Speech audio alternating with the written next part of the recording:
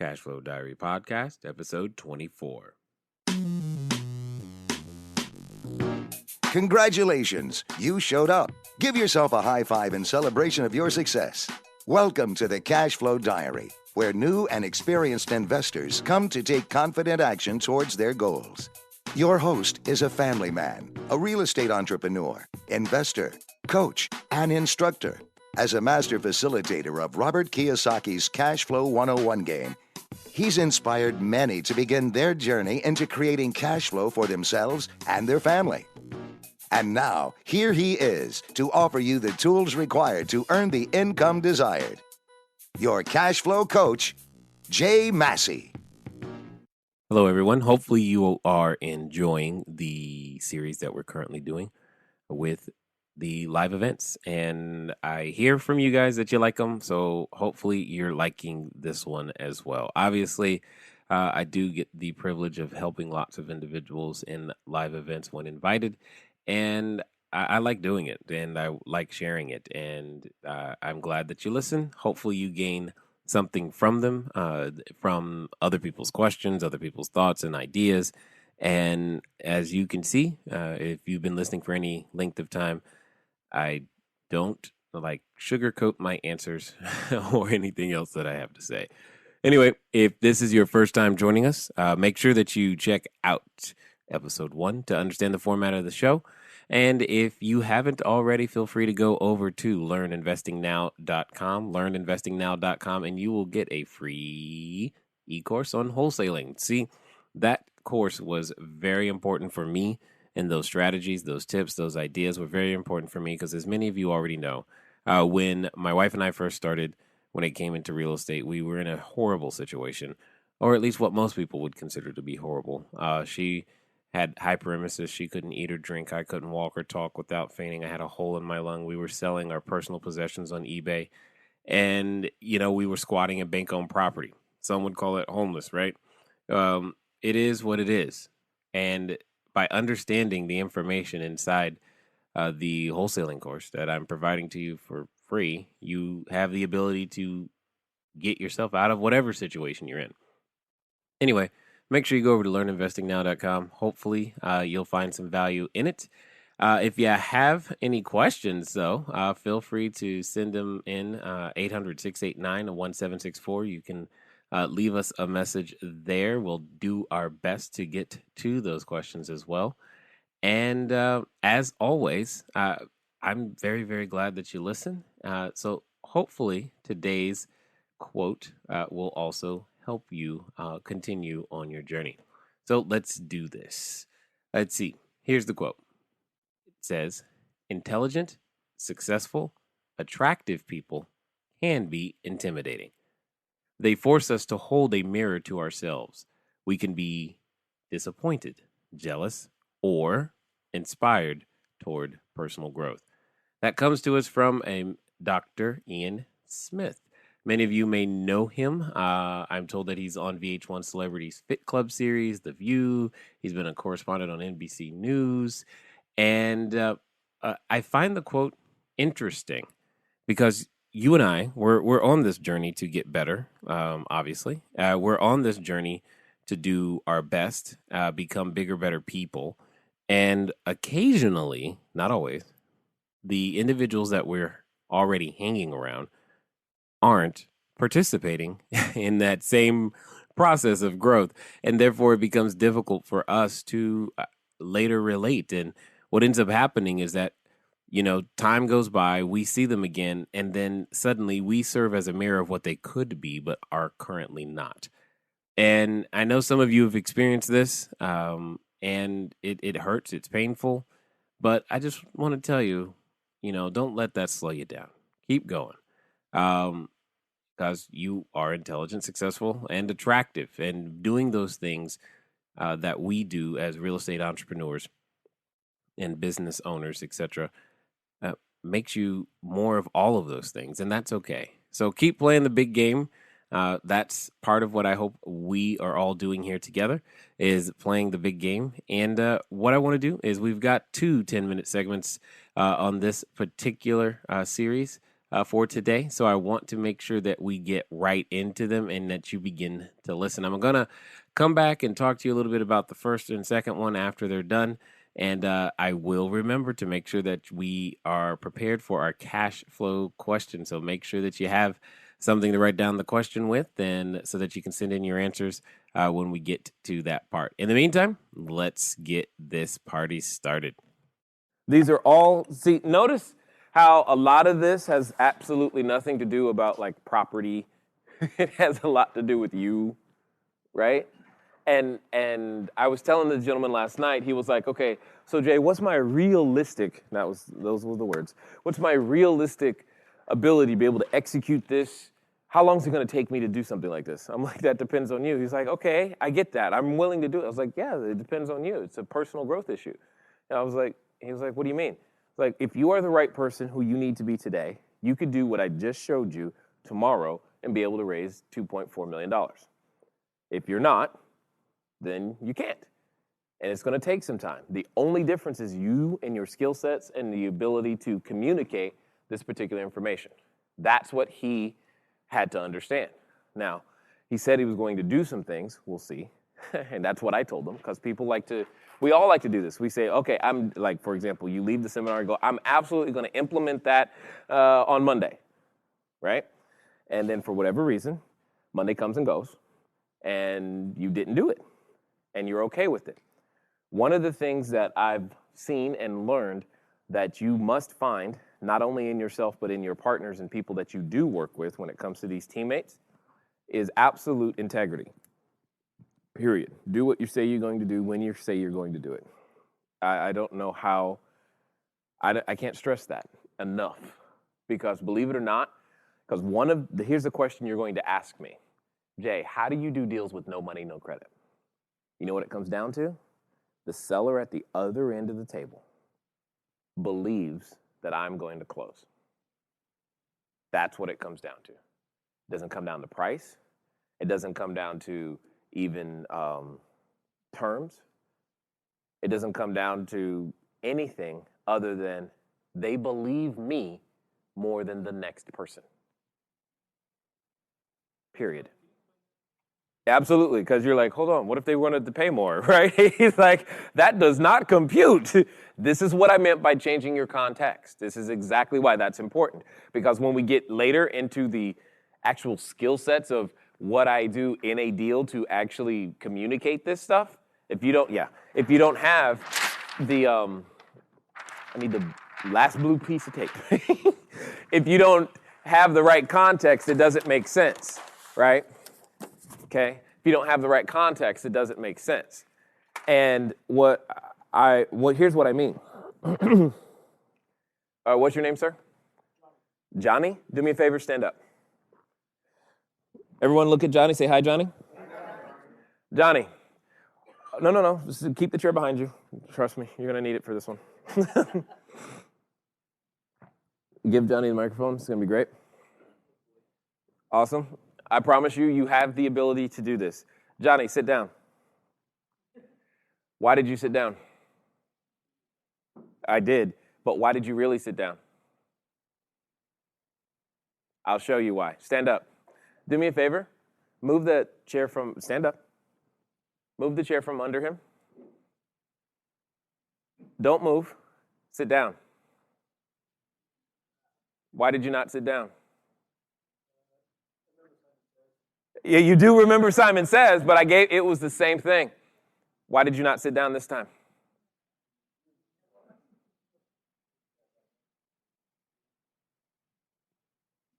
I wasn't going to fall for that was the trick, is for you to not sit down. The only reason you didn't sit down is because you knew there was nothing there to hold your weight. You didn't believe sitting down would be in your best interest. No matter what I said, even if maybe I could have paid you enough eventually to get you to sit down, but it still would have left a sour taste in your mouth because it would have hurt. Make sense? You can't get anyone to do anything unless they want to do it. And they're only going to do what they believe, keywords, are in their best interest. I can't make you sit down. Only because you knew that chair would hold your weight, did you do it? You believed the chair was capable of performing. The chair could close. You sat down. When the chair was removed, you couldn't. Now, you need to learn to become as reliable as that chair when you're looking at the seller. That's exactly what I mean. Nothing else. Confidence. That's part of it. But it's also the fact that I have a reputation for, if you get an offer from this guy, he will close. They know I will close. If I tell you I'm going to call you at 2, I call you at 1:59. If I tell you that I'm going to call you back in 2 days with the results of whatever it is that I was supposed to do for you, even if I don't have it, I call you back within 2 days and tell you that I don't have it. Everyone inside my company operates by this rule, or you don't stay in my company. Because everything, all of that stuff matters. You don't refer a company that you don't believe can perform to your friends. A realtor doesn't, the reason you have to come up with so much money for earnest money is because they don't believe you're going to close. There are oftentimes earnest money is not even part of my conversation. I'm in a deal right now. It never even came up. And I was like, oh yeah, I guess we just need to put $10 in or something. It was never even part of the conversation. They were only concerned, could I close?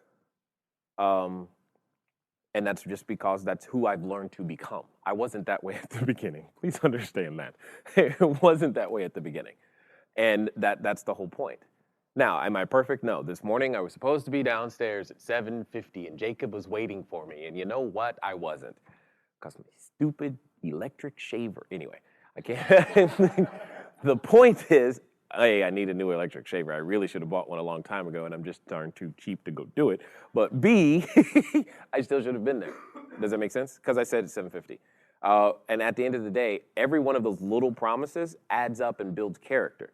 So, for example, tomorrow when you say I'm going to wake up at 6 and you wake up at 6:02, that's the problem.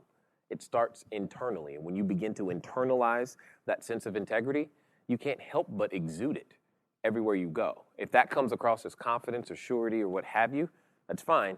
But we being human beings, we pick up on stuff like that. We just do. And many times, especially women, they'll say, I don't know, I just believe him. They don't know why, they just do. And it doesn't matter why. The point is, that's who you are. It's like sometimes when you talk to some people, you just feel slimy and dirty. Yeah, same thing, you're just like, I don't know, I just don't trust him. He gives me the willies. Right?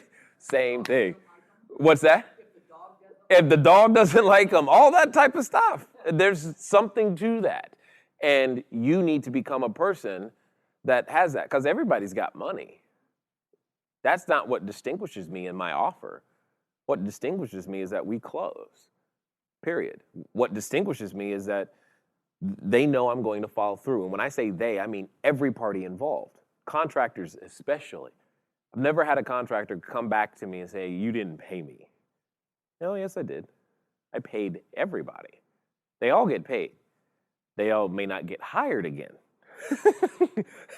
but they all get paid.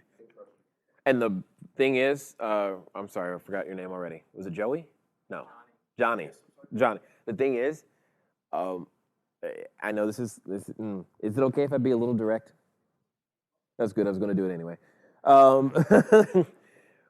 You probably don't trust you because you've let yourself down on so many of your own promises to yourself that they're picking up on that too.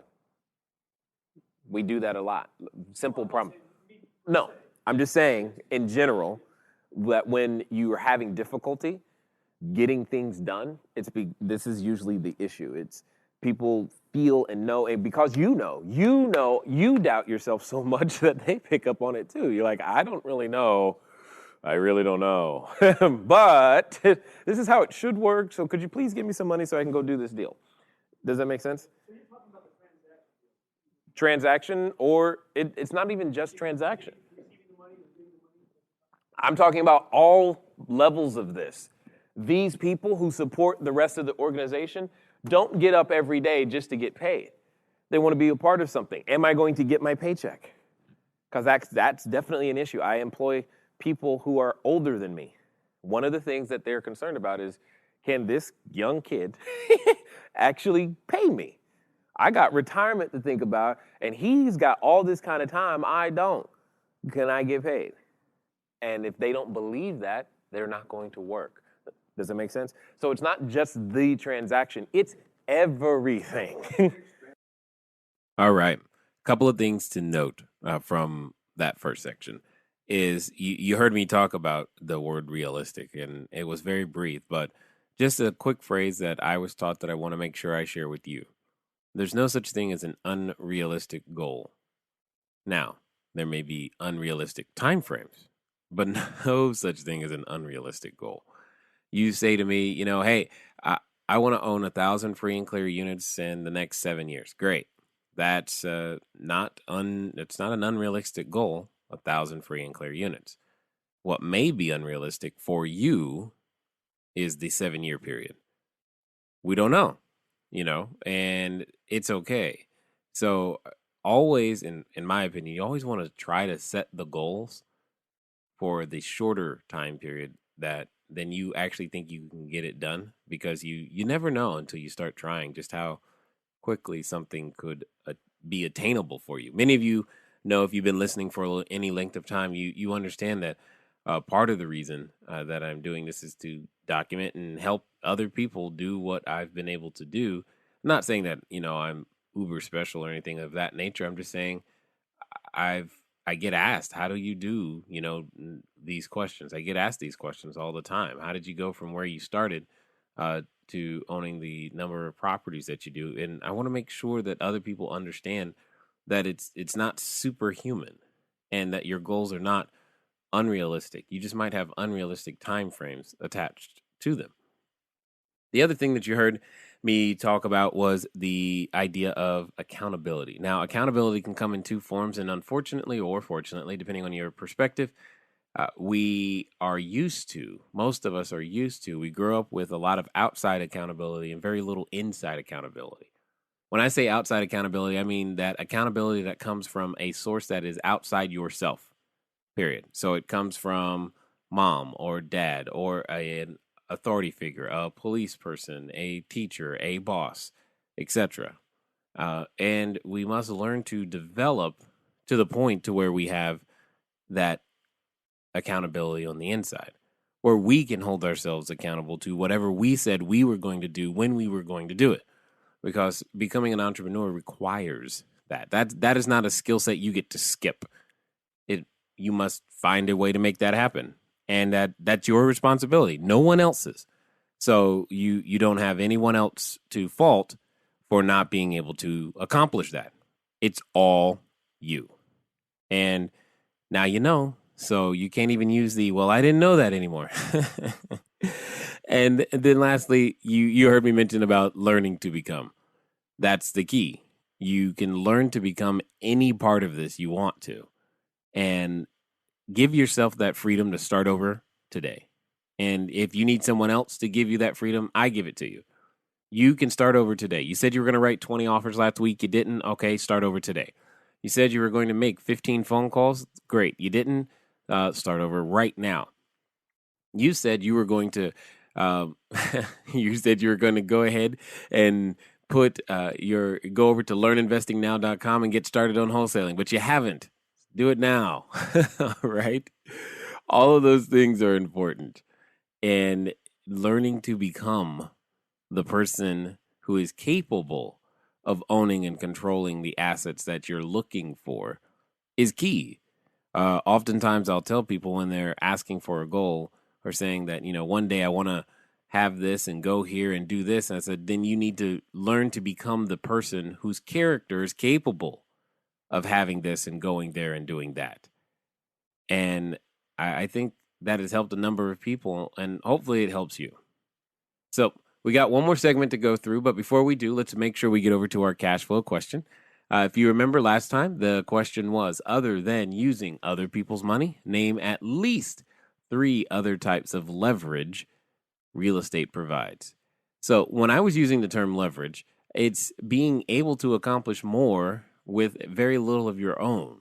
So maybe you put a little bit of your own in, but you use a resource of someone else's to be able to accomplish more than you otherwise would be able to do on your own. So in this case, some possible answers could have been time, knowledge, credit, expertise, and of course, wisdom. Wisdom being hard earned after making the mistakes and figuring out how to do it right and then the second time through. So those are all resources that you can leverage from other people through partnerships and through intelligent and smart mentoring and understanding how to work with others and helping them get what they're looking for. They'll often be willing to give you things that you need. So remember, time, knowledge, credit, expertise, and wisdom. Yes, money is obviously on the list, but those were some of the other answers that we were looking for. Okay, so this week we're going to make it a little bit easier for you to win the book.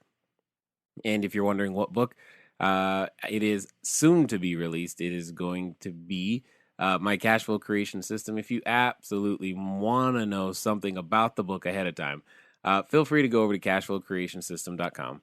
Anyway, the book's coming out, and a free copy is going to the person who can answer this question. So you can send in your answer to 800-689-1764, 800-689-1764, or email it in to cashflowquestion@cashflowdiary.com. And today, I'm going to make it easier. I'm going to give you multiple choice.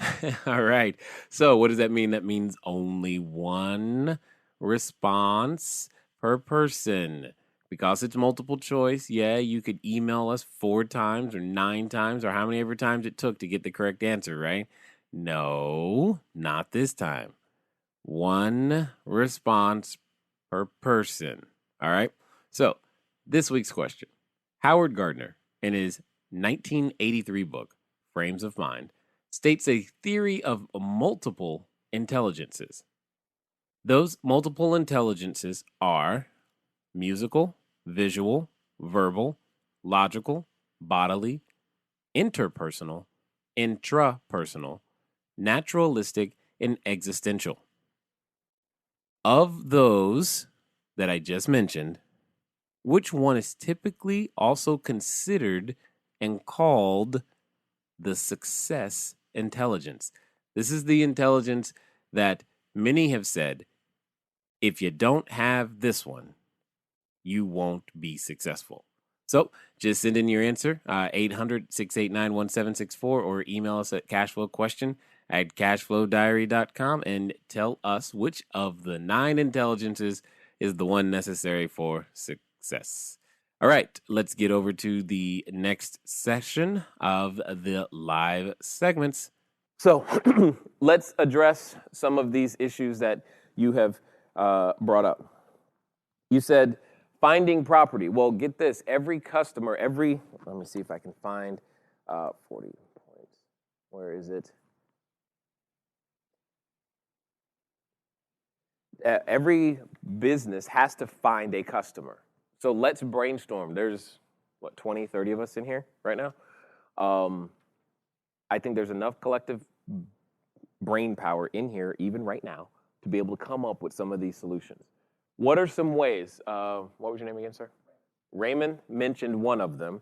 He said, when I was working at the bank, they had mailers. Okay. So in order to send a mailer, what do you need? A list, right? So a list could be a way to find people. But in order to generate a list, what must you have on that list to generate it? What kind of data? Give me another name for that same data. What? The name and addresses. Give me a global name for the name and the addresses in those columns that you're thinking of. A database, that's where you're going to hold it, but let's call that top-level information criteria. Does that make sense? Yeah, the criteria is what you're looking for, because you don't want just everybody's name and address. You want certain people's names and addresses, right? Because this is what we were talking about. You're like, how do I? And that certain people comes from clarity. The bank is clear, demographics, absolutely. The bank is clear on who it is that they want to serve. That's where this clarity begins, okay? Is who it is that you want to serve. So, but before we go there, give me some other ways that you could find people. Shout them out. Networking, I like it. Perfect. What else? Networking. I heard banded signs. Keep going. Mm-hmm. Newspaper. Okay, be careful with social media because you could be playing. I know you. Database. Let's go with Craigslist. Absolutely. What else? What else did you said that I haven't written down? Bird dog. Absolutely. Okay, what else? Oh, yes. I like both of those. Word of mouth, and I'm going to call it Coin Center of Influence Networking. What else? Yes, that's fun. Do that with a person, by the way. You never canvas by yourself. It's more fun that way. It's more fun. It's really a lot more fun. What else? Is this it? Referrals? Okay, sure. Are you trying to tell me this room of people you guys are, see, I've just totally messed up referrals, but you know what that was. 3-foot rule. Okay, what else? Come on. There's more. What's that?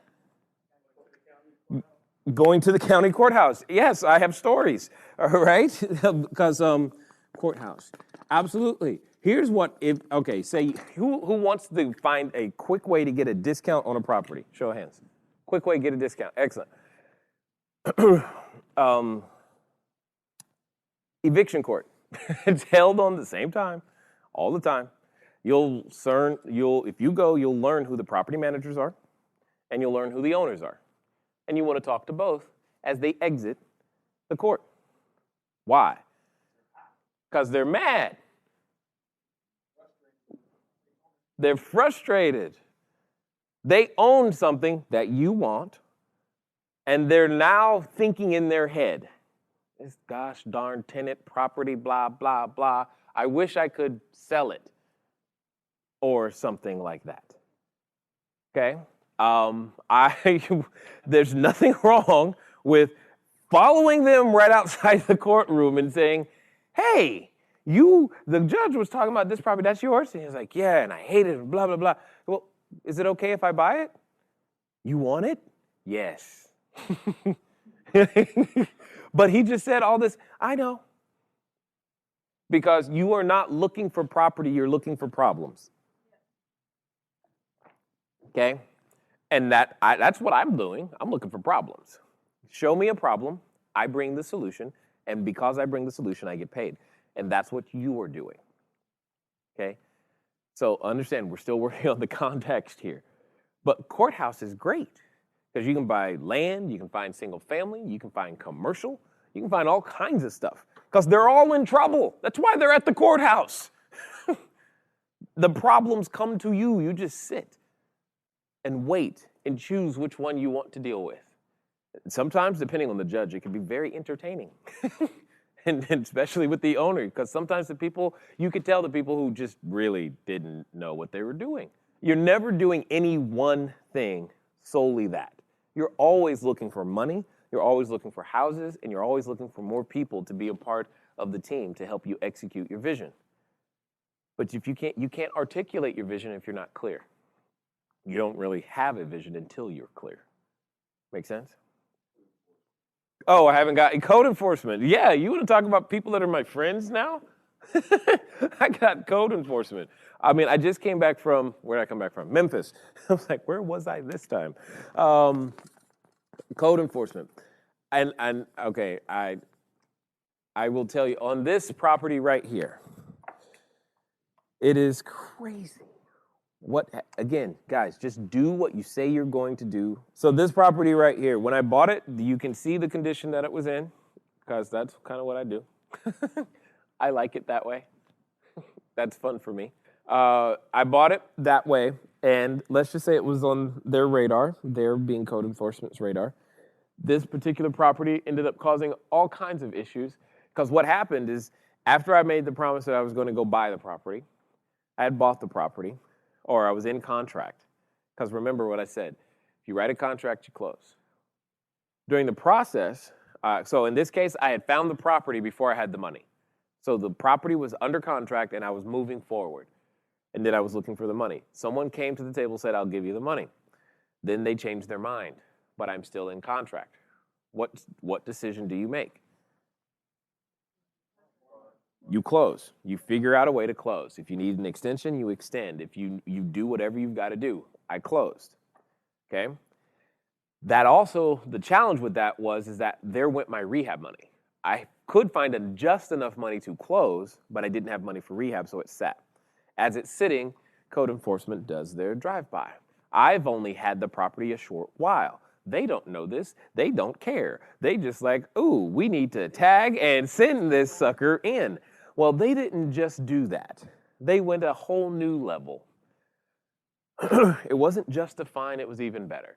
On, I think it was February 9th of 2012, I find out that the mayor of the city has held a press conference to sue every property owner that owns property that is in disrepair. He holds the press conference on this property on ABC, NBC, and CBS. I find out because I'm watching it on the internet, looking at it going, boy, that property sure does look familiar. We have a problem. Okay? That's how that started. All right? Long story short, I've flown over there many times, sat with them, talked to them, let them know what was going on. And on my last trip, which was just a few weeks ago, the very same city attorney that is suing us, or that was filing the lawsuit for making us fix this up, which we were going to do anyway, and the judge presiding over the case, we're sitting down and we're talking, and they're so excited because of the work that we've done. I don't have any of the after pictures ready to show you just yet. I'll see if I can't get some ready for tomorrow. And we're about to move people in. And and I kid you not, some of the comments were, we've got other property we'd like to give you if you want to do the same thing. But what operative word did you hear in that statement? I heard it too. And you know why it happened though? It's because I did what I said I was going to do. That's it. Even though it did not go smooth. Even though I've had to spend way more just to get started and set up to get this thing going because I knew they were watching, right? I had to do it completely differently than I would have ordinarily done it. And that cost about 180 grand extra. The benefit is now much bigger because they're watching. All right. Now, one of the things that I want to underscore and say to you is we were going to do all those things anyway. And what's cool is that you want to act as though you're always being watched. We just got the privilege of finding out in a very unique way. And as your real estate portfolio grows, more and more people are going to take notice and interest and wonder who is this and how can they help. And, it doesn't really matter. The point is you're there to provide clean, safe, affordable housing anyway. So do that. And that's good. But you never know when you may be, quote unquote, called to the carpet, and you just need to make sure that as far as it depends on you, that you've done everything that you absolutely can do to make sure that things are running in the direction that you want it to. Now, that doesn't mean if things suddenly don't go the direction you want to, that you now have an excuse to quit. And I want to underscore that. You don't have that excuse to quit. And a phrase that I was taught a long time ago is I want you to fill in the blank on this sentence. If you can fill in the blank, you'll understand what I mean. I gave up all of my hopes and dreams for blank. If you can fill in that blank, then you got bigger issues. Hopefully you can't fill in that blank. You're not willing to fill in that blank, even if you can. And there were many issues in this particular transaction, and I just want to share it with you so that you understand that it's not always going to go as simply or as directly as you hope, and that's okay. It's completely fine. You can still, quote unquote, fix it, make it great, and have lots of fun providing clean, safe, affordable housing. And that's exactly what you must do. Now, you've got to be willing to bear the heat, because, especially if, you're being misunderstood. And it's not about being understood, it's about understanding. And as you continue to listen and understand what the community needs, you'll get better at it. And that becomes, it becomes more fun at the end of the day. Awesome. So hopefully you've enjoyed listening live.